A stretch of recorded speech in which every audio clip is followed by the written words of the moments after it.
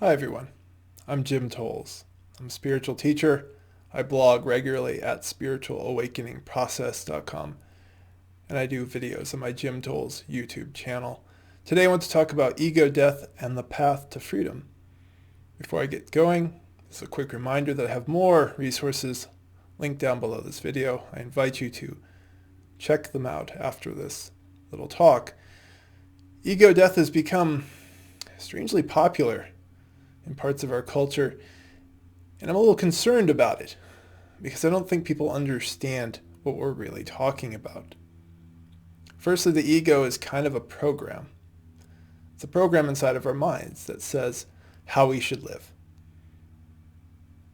And it has a whole bunch of preferences, a whole bunch of different ways of judging ourselves and judging life, different ways of filtering the vast amount of information we get, because we get a lot of information.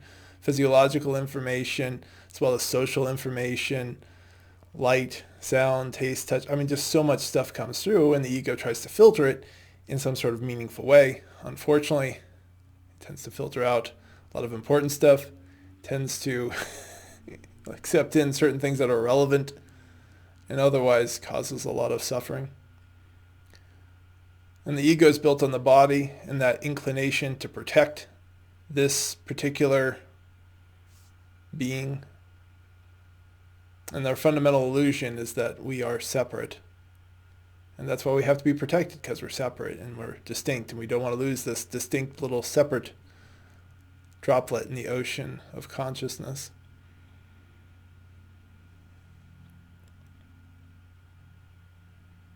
And as somebody goes through their life, they will, at certain points, start to notice that they're suffering. And if somebody notices with a certain level of awareness that they are the source of that suffering, then the next step may be this idea that the ego should die. And for some people, they are very dramatic, like, I'm going to kill my ego. And we're not trying to kill anything.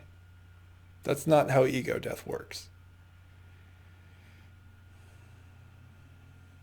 Instead, we begin to acknowledge the ego. We begin to acknowledge that it exists, and we begin to acknowledge that we are not that program. We are not the ego. That's really kind of the first step in the whole ego death thing. If you still think you are this thing, or you're just trying to get a piece of yourself that you don't like to go away, as opposed to acknowledging the whole of the ego, then you're just creating more inner turbulence, creating more struggle to try and fight something in a way that makes no sense. In the same way it would make no sense for me to fight my right hand with my left hand. And that to me is what the whole killing the ego thing is that a lot of people are talking about. Ego death isn't about achieving some better permanent way of feeling. That's a big problem in the spiritual world right now, is that what a lot of people really want is to feel better in some sort of way.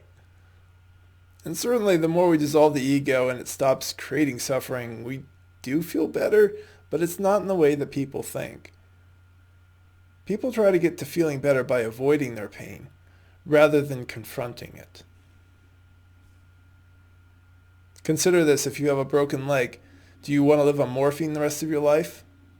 And this isn't meant to be turning a blind eye or making any sort of statement about the addictions that are going on right now in society. It's actually specifically speaking to these issues, because what we're not doing is we're not addressing core issues a lot of the time. When you don't address core issues, then you have to constantly self-medicate with drugs and alcohol and sex and food and sugar, and right, the list is extensive.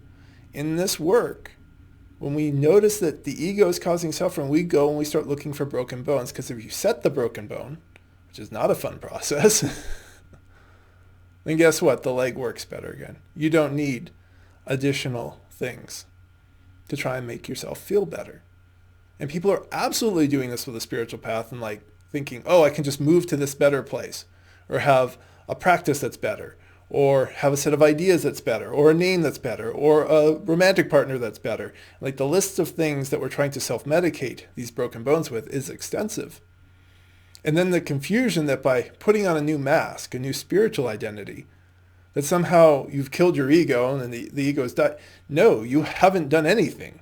you've just put in wallpaper on the prison cell walls. And invariably, something will come along that will cause the person to suffer in the old way. And they'll be like, I thought I was over this. It's like, you didn't deal with the prison cell walls. You didn't deal with the broken bones. Whatever metaphor works for you here, you can use it. So this true acknowledgement of the ego is a start, as well as the true desire to look at it, to look within in yourself, and to understand that basically all of your beliefs are chosen.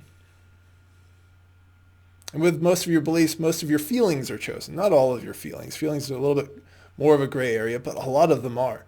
So nobody can make you feel bad with an insult. You have to choose from your own beliefs to accept the vibrations coming out of somebody's mouth or being written on a screen that you're seeing.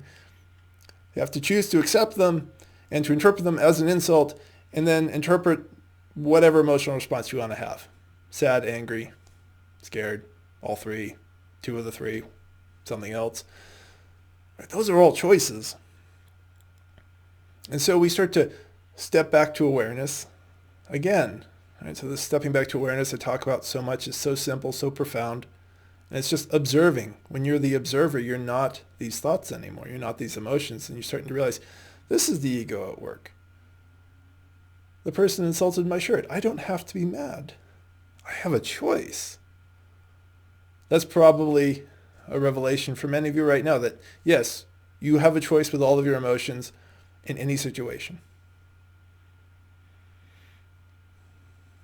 What other people do and say, they can't choose your emotions. They can do things to your body. That's true. And the world will keep doing things to our body. Right? You go out and it's winter. And, the body's going to respond, this is cold. Although that's really not the wind doing that either, is it? It's the body and how it physiologically responds.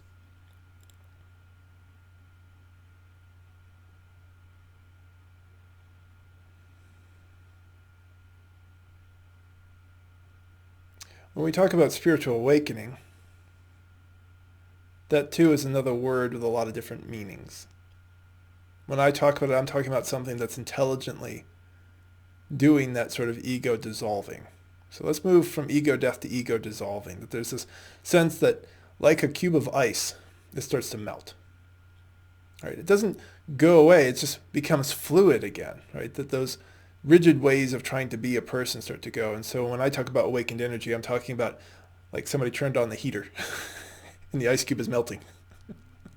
Right? And so it's coming into flow. Flow is flexible. It can change. It can adapt to whatever life comes to us. Whatever the issue is, the situation, whatever comes to us, we become more and more adaptable. Versus when we're the ego, we'll just go back to the insult for the shirt.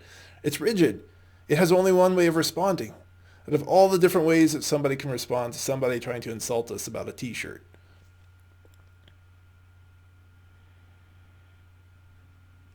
So that sort of awakening tends to be rare. What people are usually talking about is more just like they have an initial moment where maybe they realize they're not their ego. And that's important. But so too is then discipline. That the discipline is going to be the thing that's going to drive most people further in dissolving the ego, allowing it to die and allowing you to realize the deeper truths within you.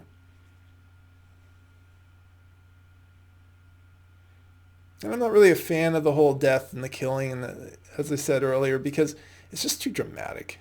It's such an ego thing to say, ego death.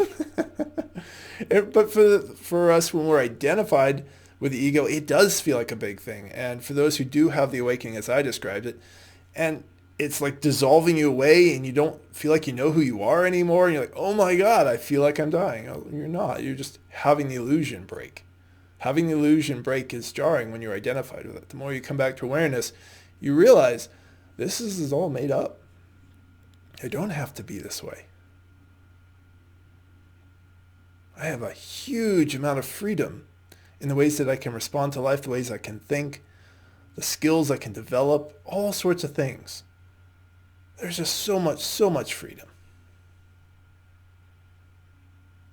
And so the ego dissolving helps us to begin to see some of that freedom.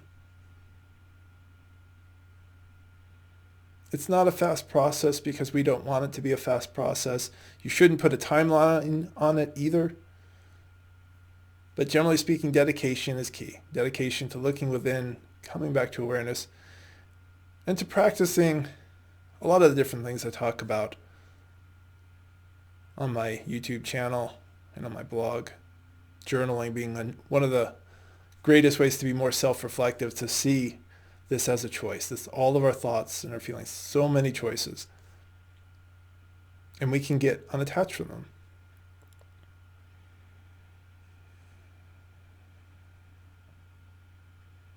As I said earlier, ego death isn't about achieving some really good, fun-filled state all the time. It has nothing to do with the different mind-altering substances. Spiritual freedom is always here now. You need nothing. You need nothing to realize it. And the practices that I point people towards are really about helping you to come to that space where something internally finally clicks, that truly realizes it and says, I am that. I am that which is. I hope these thoughts have been helpful. If you have other questions, feel free to leave a comment, and have a beautiful rest of your day.